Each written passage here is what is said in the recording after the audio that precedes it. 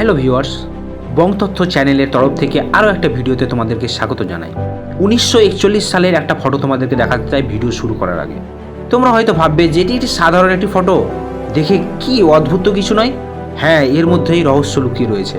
দেখে মনে হতে পারে সাধারণ একটি ছবি, কিন্তু না, ভালো করে দেখলে চোখে পড়বে অদ্ভুত ও অস্বাভাবিক কিছু বিষয়। কি তা আজ এই ভিডিওর মধ্যে আমরা জানতে চলেছি। 1941 সালে কানাডার গোল্ড ব্রিজ থেকে একটি ছবি তোলা হয়। সেই ছবিতে আরও অনেকে সঙ্গে ছিলেন। একজন ব্যক্তি, কিন্তু তিনি সকলের থেকে আলাদা। বাকিদের পোশাকের সঙ্গে ওই ব্যক্তির পোশাকের কোনো মিল নেই।